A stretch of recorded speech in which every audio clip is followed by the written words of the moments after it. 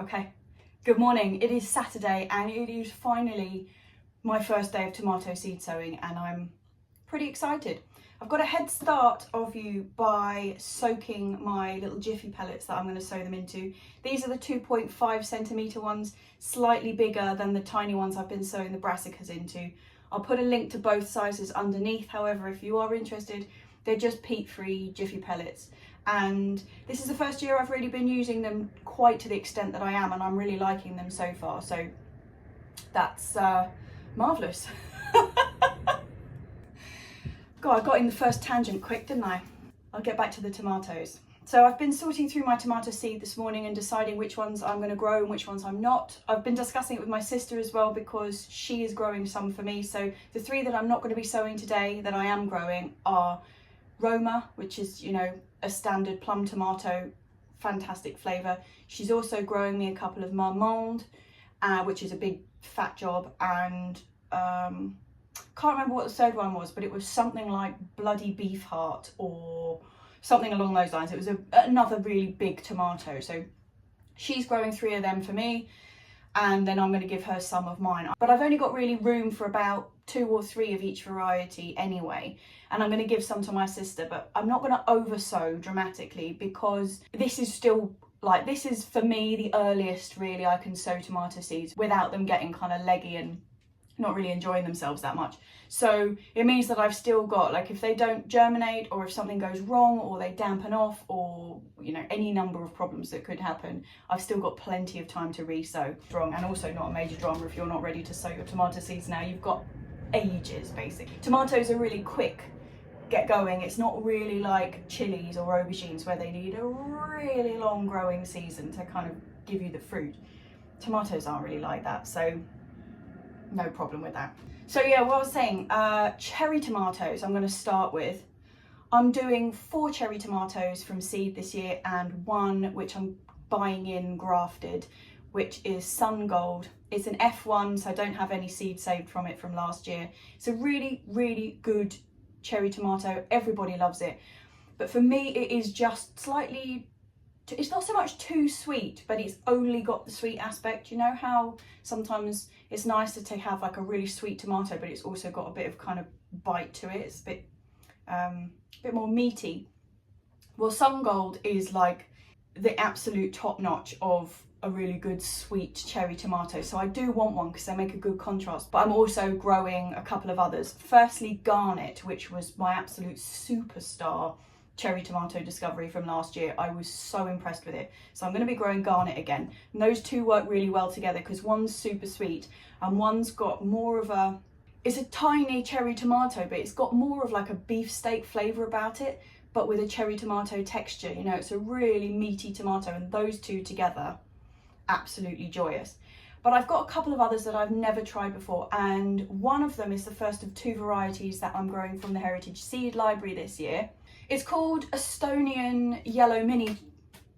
So it's called Estonian Yellow Mini Cherry, and this is the picture. It looks like they've got, you know, an abundance of very, very small yellow little tiny cherry tomatoes, so I'm quite looking forward to growing that. Like I say, this is the first of 2 varieties I'm growing from Heritage Seed Library, which is a really fantastic scheme, and I will put all of their details underneath if you're interested.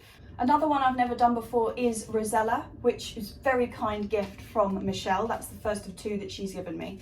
And the final one was given to me also by one of you from Jenny, which I'm really grateful for, Brad's Atomic Grape, which is one I've been really wanting to try for ages. So that is my 4 cherries, so I'm just going to start with them now.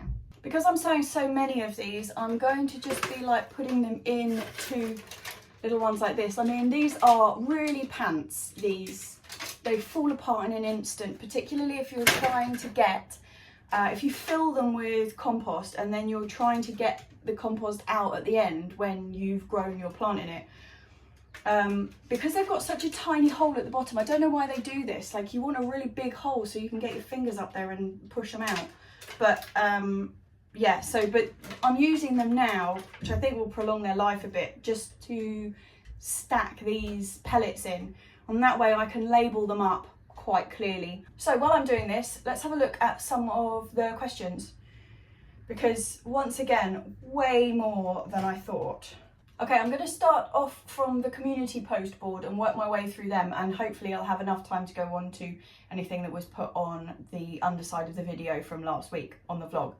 Okay, Dave does videography asks, do you start your tomatoes off indoors or let them germinate in the polytunnel greenhouse? If I'm sowing them this early, yes, I'll always start them indoors. At the moment it's too cold in my polytunnel or greenhouse. But if I was sowing later, say mid-March or April, I could easily do them in the greenhouse. That wouldn't be a problem, but because I'm starting them early, they'll be in my bedroom for the time being. And also mistakes along the way, well, that could be a whole video in itself. In fact, it could be a whole series on its own. I've made so many mistakes, but been doing it for such a long time, they kind of like peter out after a little while. But you always find new mistakes to make. But the main error that I find I do every single year, I'm getting better at it, but it's still there, is really getting to grips with successional sowing so that you don't just have 10 cabbages to eat within the space of about 3 weeks and then none for the rest of the year. Or the other one is remembering and getting to grips with the fact that it's it's August, September time when everything's still in absolute like full growth at the allotment. That's when you've got to be thinking about what you're going to be growing in the winter and through the winter months. And that always takes me by surprise. It's always kind of October, November by the time I'm like, oh, yeah. So I'm on it this year. I've actually set reminders on my calendar to kind of G me up in August, September. So hopefully that's one I will have conquered this year. Right, Lincoln Green says, Jessie, I'm curious to know plant spacings. How far apart do you plant your tomatoes and cucumbers once in the poly or greenhouse? Well, in the polytunnel, I plant the tomatoes really quite close together. I plant them about 30 centimeters apart. That worked really fantastically last year. Obviously last year was the first year I've ever grown them in a raised bed inside the polytunnel. Previous to that, we've just been growing them in pots, and I kind of took my spacing off how we've been growing them in pots. And when you're growing them really close together, I find as long as you keep on top of them in terms of pruning them back and keeping the side shoots in check, yeah, you can plant them really quite close together. The only thing is watering and feeding if they are really packed in together, and you also then can suffer with airflow, so getting mouldy and that kind of thing. But in the poly, I grew them quite close together and kept them really kind of in check. Absolutely fine, 30 centimeters apart, kind of between 30 and 40 centimeters was fine. The reason I grew them that close together last year was because I had way more varieties than I was expecting. So, and I wanted to do a comparison between growing inside and growing outside. So for the majority, I had one in the poly and one in the beds outside. And so I really wanted to get one of each in the polytunnel. So basically I just spaced them out so that I could fit them all in there. And yeah, absolutely no problems with them being that close together. And remember that I've only got the half depth of soil in there last year. So this year I'm going to have double the depth of soil. So I don't see that being a problem at all. They should be fine that close together. Cindy Cool says, can you grow large varieties in pots? Absolutely. Yep, I've been, as I just said, last year was the first year that I've actually grown in kind of a raised bed situation or even in a ground situation. I'd never grown tomatoes in a proper bed until last year at all, and I've always grown really big tomatoes. The only thing you've got to be really aware of is if they're in a pot, it's consistency of watering. So when you've got that sort of a much more restricted area for the roots to be in, they're just so much more dependent on you. That's all it is. I found growing in the raised beds really quite relaxing experience because I could just water everything and it was fine, rather than kind of going up morning and night, which I had been doing the previous couple of years when we'd had a hot spell. I just knew there was enough soil there, enough body to it to kind of retain enough moisture to keep them going, rather than just the soil becoming dust almost instantly. With that, that's also because you really don't want your tomatoes drying out because it's no good for them, but also then you get blossom end rot. So yeah, you can grow them in pots, definitely, but you just have to be a bit more on it, really. Tess McNanny says, hi, do your tomatoes grow better in the poly house or the greenhouse? The poly house. I grew some in the greenhouse last year because I had a couple of sort of surprise late additions. But the environments in the two setups are surprisingly different. Like, I was really shocked by how different they were. The polytunnel is really, really humid, and the greenhouse is a much drier heat. And I know that lots of things be said about tomatoes rotting, and blight is a real problem if they're humid. But I found they absolutely loved being in the polytunnel, and the ones that I had in the greenhouse, like, I never got blight in the polytunnel this year, even though my tomatoes that were growing outside did get blight, and they're only about 5-6 meters away from each other. But yeah, basically, yes, polytunnel. Corin's boys asking me about my hats. I love hats. It's not just for allotmenting. In fact, I like the way you say, do you buy hats for the allotment, or are you a hat girl anyway and your older hats get relegated to the allotment use? I would love to be one of those people who has like clothes that are just for allotmenting and gardening, and clothes that like you would actually kind of go out in. But I tend to just wear, they're just my clothes really. I don't have separate, I mean, I wouldn't wear a hand knitted merino jumper to actually I probably would wear a hand knitted merino jumper to the allotment. Yeah, basically no, I just have a lot of hats. Some of them are not practical to have at the allotment, like I wouldn't wear a massive sombrero, or yeah, ones that fall off your head really easily, I wouldn't wear them to the allotment, but basically they're just my hats. Kaz W, how did you build your fruit cage? Just with steel mesh sheets. They are 1 meter 20 by 2 meters 40, and they're really strong gauge, and they just stand up on their own essentially. So there is 4 by 2, and they're just held together with cable ties, and then I built a skirting board of decking boards and old boards that I had around the bottom to keep the base in, and made like a dado rail basically around the top and cable tied it all to that, so that's all that's holding it up, and then threw netting over the top, and it's absolutely fine. It's the same way that our chicken cage is built, but the chicken cage is built with a smaller grade mesh. And then a non-growing one, Steve Lawton, what's your favourite fiction, non-fiction books? Probably one of my favourites that I've reread so many times is Frederik Pohl's Man Plus. If you're into like old science fiction, it's like, I think it was, when would that have been written? I'm guessing about 77, 76, 77, something like that.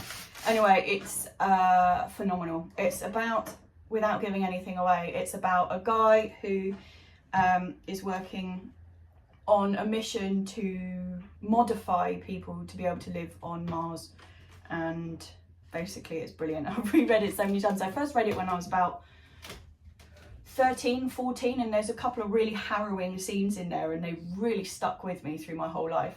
I also really like The Wasp Factory, also a childhood book which I absolutely adore, and I have reread as an adult just to confirm that it was a great book, and it was Donna Tarte's The Secret Histories. It's just, although it's creepy and there's, you know, murder and all that kind of stuff, it's a really comforting book.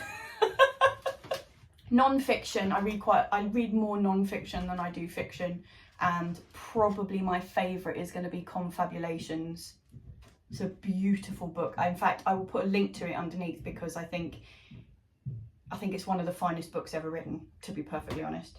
Okay, Jamie Ward says, hi Jessie, what's the fruit or vegetable you have grown that you've most enjoyed and would recommend growing? I only got my plot in October, so looking for ideas. Fantastic. Loads of, basically I'm an obsessive about all the vegetables. Like, everyone that comes along I'm like overjoyed about. It's just really wonderful. Like, something as, I say basic as a carrot, it took me quite a long time to kind of really get to grips with growing carrots, but pulling a carrot out of the ground is just one of the finest things. It's wonderful. Anyway, I would say probably kohlrabi is the thing that I enjoyed growing most the last couple of years. They're really easy, surprisingly easy, seems they look like an alien, and or maybe they look a bit like a Pokemon actually, yeah, like a Pokemon brassica basically, but they taste fantastic. They're really easy to grow and they look so impressive. Like when you've got them growing in the ground, it's just like, wow, I grew that, alien. It's beautiful. So yeah, I would say kohlrabi is probably my biggest recommendation. If you're just getting started, also though, it's important to think that you got to just grow what you really like to eat, but don't exclude things that you haven't really enjoyed that much buying from a supermarket. So it's a balancing act basically. Grow what you know you're going to eat. Don't grow 2 beds of radishes if you don't like radishes. However, I would say try the radishes, because the radishes you grow yourself are a whole different ball game. And also when you have a surplus of something, when you're growing your own, you often find that suddenly like you've got a whole bed of radishes and they're all ready at the same time. And what that kind of facilitates really creative cooking, and you discover things about vegetables that you would never do if you just had kind of a steady access to them at the supermarket. So things like, I'll just use radish as the example, but radishes, do you know what?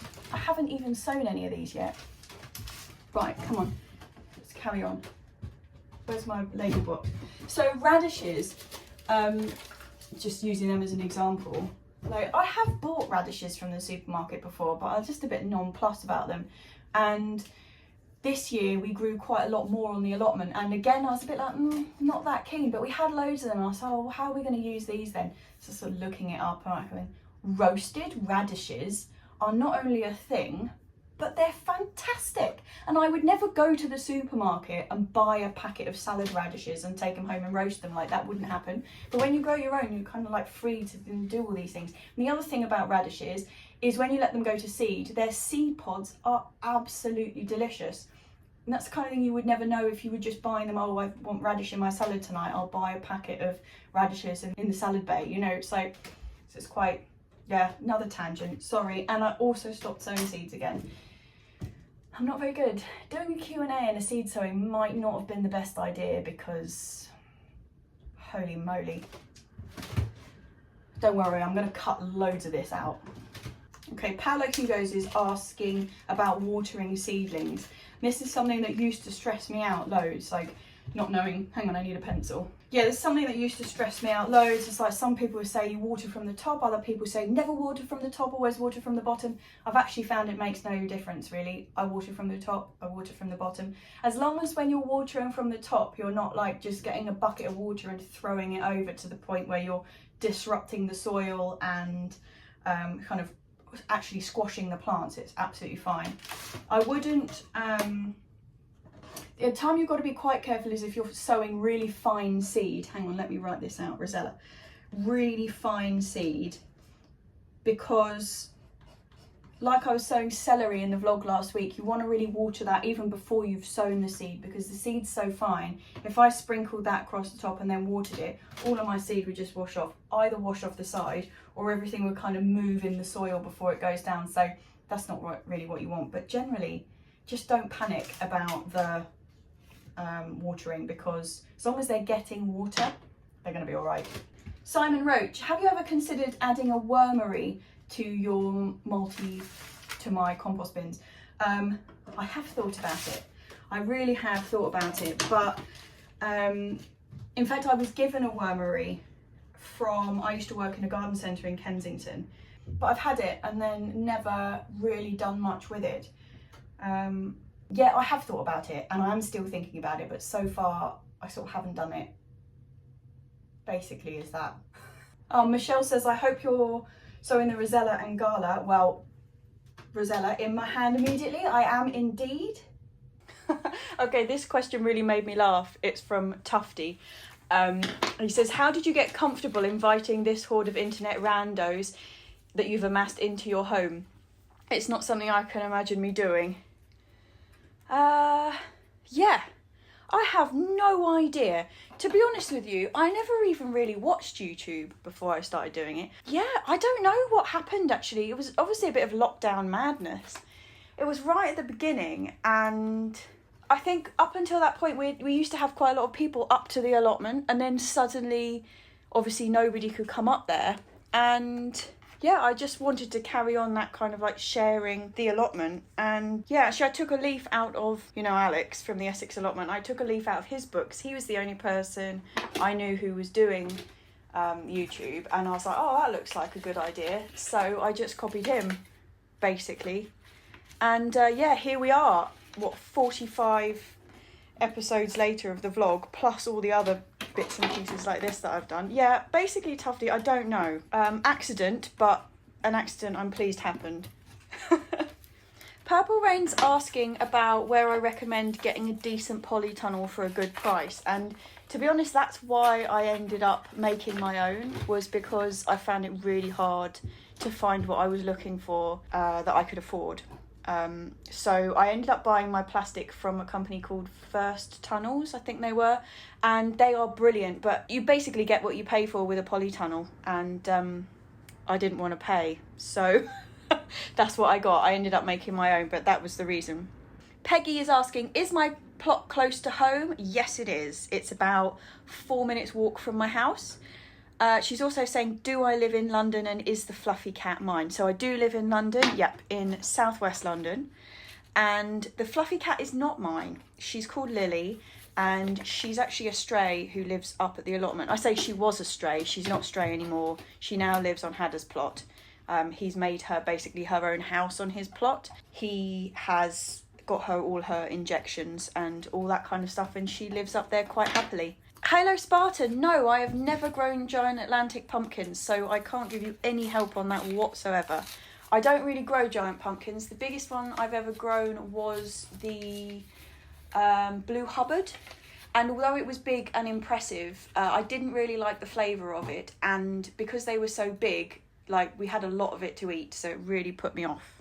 Right, powdery mildew, Jules. This is always a problem. I always get powdery mildew on pumpkins and courgettes. We tend to get it if we've had a really, really dry summer on our plot. If I catch it early enough, I just make sure I cut the leaves off that have had it and give them a feed and more water. To be perfectly honest, I've never found a way that actually stops it. If the weather's powdery mildew weather, it's just going to happen. So if anybody listening has like the secret to powdery mildew stoppage, let me know underneath, because we'd all be very grateful. So Sarah Snapdragon Diaries is asking what the difference is between determinate and indeterminate tomatoes. So determinate are varieties which kind of, they get to a certain size, they stop growing, then they fruit. You get a lot of fruit all at the same sort of time, and then after they've done that big flush of fruit, they tend to kind of just fade out. They don't produce much more. There's just kind of like, they grow, they fruit, that's their thing, and then they kind of fade off. Whereas indeterminate varieties just keep going, and they're the ones that you really need to prune and make sure you take out, you know, the little extra branches, because otherwise, unless you're just growing the one and it's just going to be a huge bush of sort of like scrambling vine, you need to be a bit more careful about them. Because yeah, so if you looked at Garnet, if you're watching the videos from the summer in the polytunnel, my Garnet cherry at the bottom, fine, I was taking all the things out. In the end, it grew all the way across the roof to like 2/3 the way across the roof, and it was still producing fruit all the way up until like the end game, when it got too cold and it collapsed. But yeah, so that's the kind of difference. Determinate has a size and a shape that it's going to get to, it's going to do that, it's going to fruit, and then that's its thing. Indeterminate will just keep going until it gets knocked out by the cold, and you'll get a much wider spread of fruit rather than it just being in one hit. Helen is asking, what variety of veg am I most excited about growing this year? I just get like overexcited about all of them, basically. I've got a really strong range of chilies this year and peppers compared to last year. Last year I was really pared down. This year I've really expanded it. So I think probably in terms of like area, they're going to be the most exciting. And Jem is the mother cooker over on Instagram, is saying, what's my favourite tomato variety? That is just too hard to answer. I love so many of them. My favourite, I thought I had a favourite like big fat tomato. I thought that position had been completely taken up with Black Russian, which is just a joy on earth. And then along came the Japanese Black Trufele, and I'm like, ah. And if I had to choose one of them, I don't know I could do it. I really don't know I could do it. And they're my favourite of the big fat ones. Cherry, I think I'm probably going to go with Garnet. It's just got great flavour and the plants are so vigorous. What was really interesting about that, you know, earlier I was saying that I had done like the same varieties indoors and out.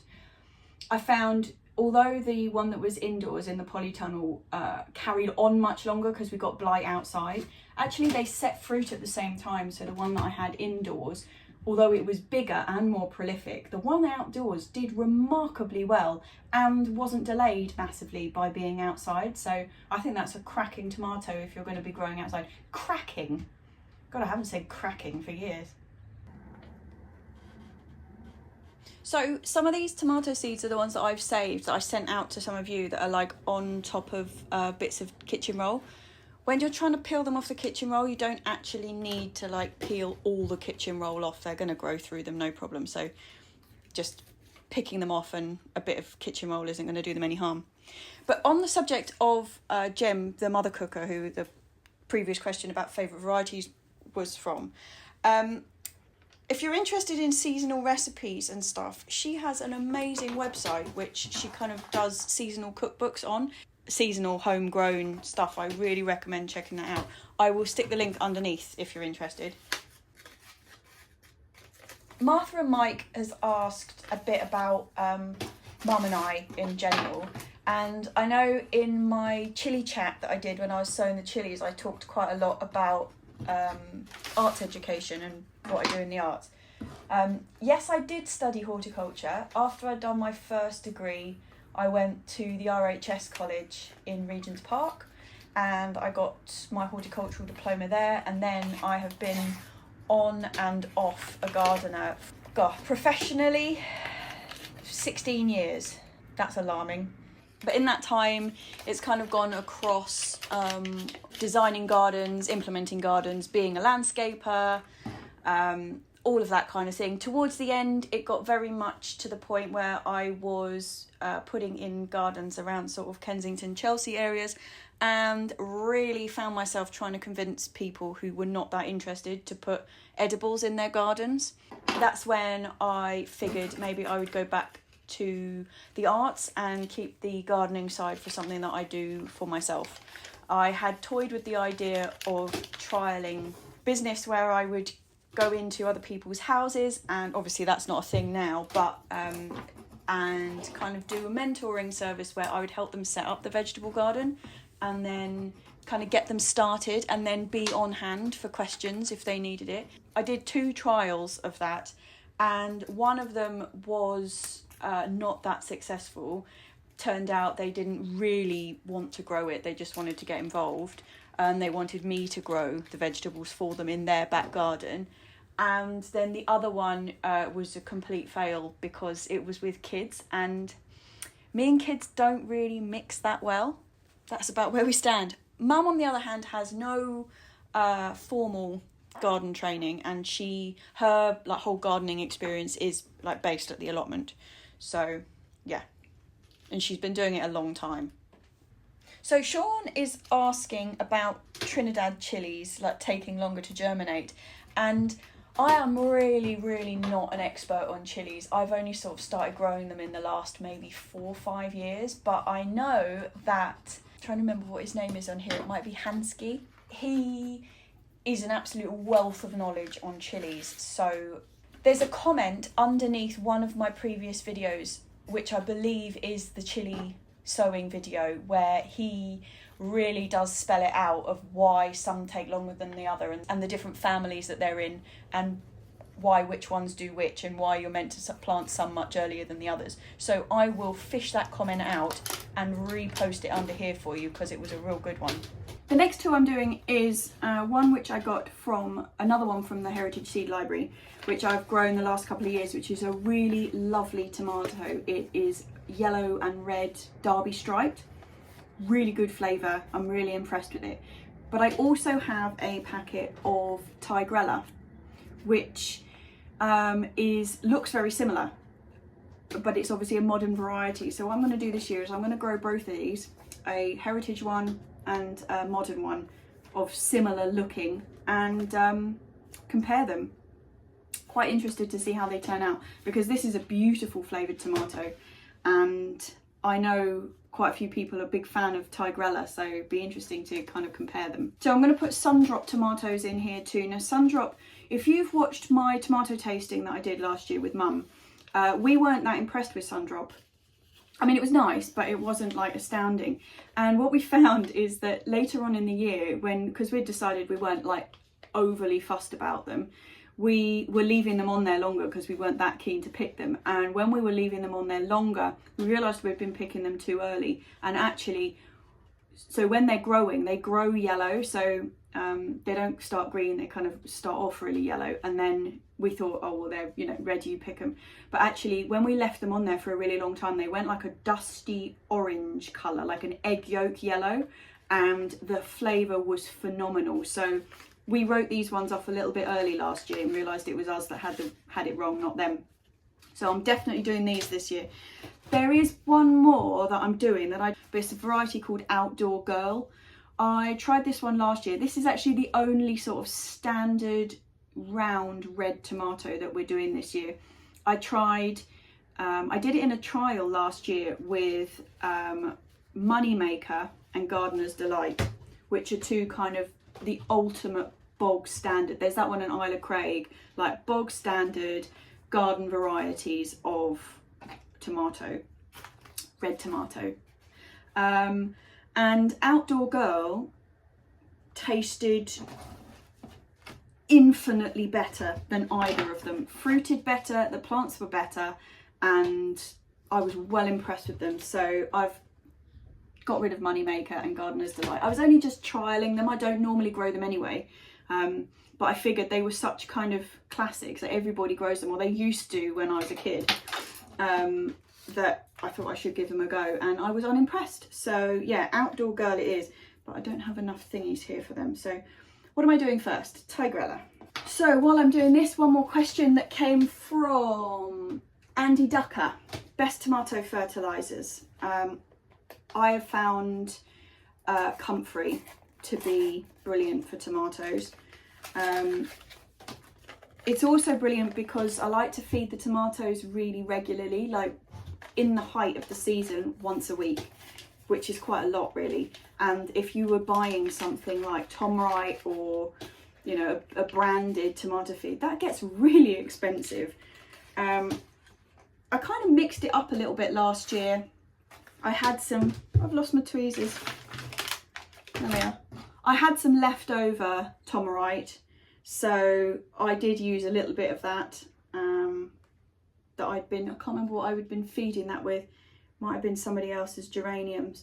But anyway, I used a bit of it, but really generally all of those tomatoes, the whole of the polytunnel was fed with comfrey feed all summer. And I just found it to be really efficient way of doing it. I got into quite a good routine, because you've got to make it, then you leave it for 2-3 weeks, then you strain it, then you use it. And I don't have very many comfrey plants. I used to have a whole bed, but it got all overgrown with couch grass. And because the comfrey is so deep rooted and the couch grass is deep rooted, they kind of become one basically. And that's now where we've got the netting shed. So I rescued what I could out of there, and actually I got into quite a good regime of, so I'd cut the comfrey right the way down, I've got some in pots, cut it all the way down to the bottom, set the comfrey feed off, then be waiting the 2-3 weeks, and then I'd use it for that week, and then the week that I was using it, I would cut it down again. So the plants got like a 3-week gap between each time it was being cut, and during the middle of the summer that was absolutely perfect timing. Like by the time I was ready to make more, the plants were back up to full strength again. And I've got some that are just kind of planted around the back, which generally I leave to let flower, and if I was a bit short I'd just kind of take a couple of leaves off there. But really in previous years I've made it in huge batch, like at the beginning of the year, cut a load down, filled, you know, a black bin with it, and made massive, that's got like a little tap on the bottom, and made a really big amount. But actually last year I was doing it because I had such few plants. was doing it in this kind of like batch system, and that worked really well for me. So I'm going to be doing that again this year. Okay, and I've got the question, what's the percentage, this is from Sarah Munoz, what percentage of the food you grow versus the food you buy? She also puts in the caveat there that wine doesn't count, which is good because otherwise that would tip the scales massively. But basically, over the whole year,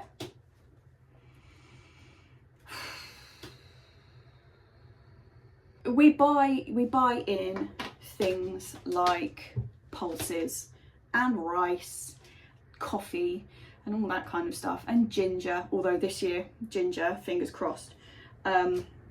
It's, what am I looking for? A label.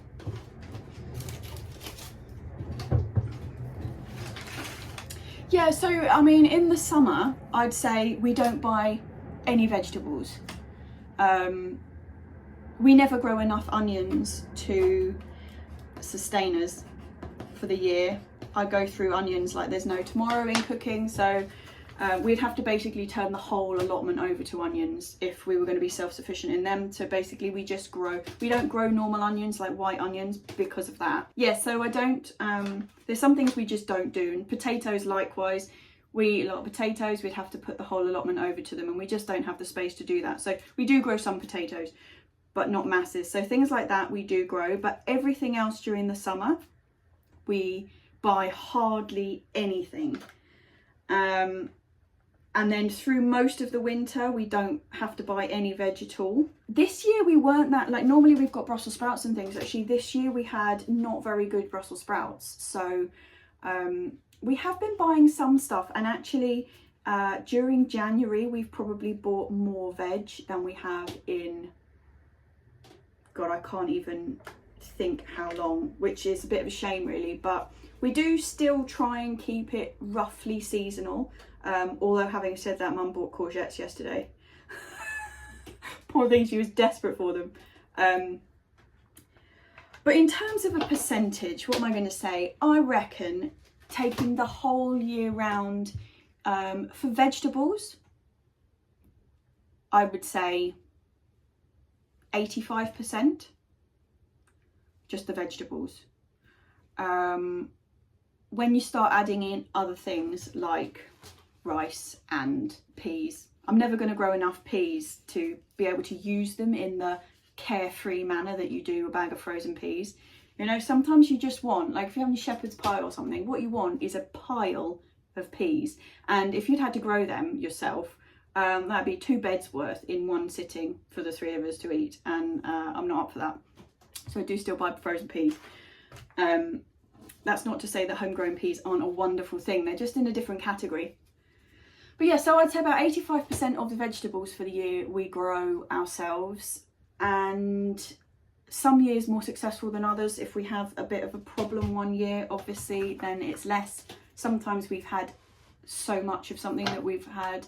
So last year, for example, was really successful on the tomatoes front. So we're still using our own frozen, like passata for cooking. I think we've only used 2 tins of chopped tomatoes in the whole year so far. I mean, not whole year so far as in from January, but I mean like the whole season since the tomatoes started becoming ripe. What am I putting in here? Sundrop.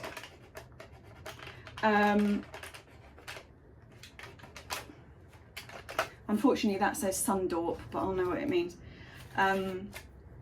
Yeah, but obviously if you start factoring in other stuff, it's going to be closer to, I'd say, 50%. Adding in the wine, that's a whole nother level. Okay guys, I'm actually closing in on this quite nicely now. I've got one more to put in, which is the Outdoor Girl. And that is my 14 varieties that I'm growing from seed this year myself. I've obviously got the one extra tomato, I've obviously got the one extra cherry tomato, which is Sun Gold, which is coming from Delftland Organics. So I'll have that one extra, and I'm doing swapsies with these with my sister and also a couple of other people on the allotment probably, because a lot of these I'm only going to want 2, so I'm hoping I'll have 2 for myself, like assuming they all come up and they're all okay with no disasters. We will have 2 for ourselves, 1 for Johanna and 1 to kind of exchange over on the allotment. Having said that, a lot of these seeds that I've got saved here are already going to people elsewhere on the allotment, so we probably won't need too many, but it's always good to have spares. What was I saying? Yeah, the indeterminate ones, I find, which most of these are indeterminate, is just going to be a case of you can multiply them so fast once they get going. Once you've got them to about kind of 30-40 centimeters and you start taking off their side shoots, just plonk them straight in a thing of soil and they'll root themselves, and then you're just multiplying. But I find those ones are really good ones to give away because they're already quite well established. You've got your own plants going, so you're really certain of your own stock. And then once you're taking the pieces off, once you know they've rooted and they've started growing again, you know you're giving a really strong, solid plant to whoever you're giving it to grow. So that kind of, it's nice to know that you're not giving them something that might not work.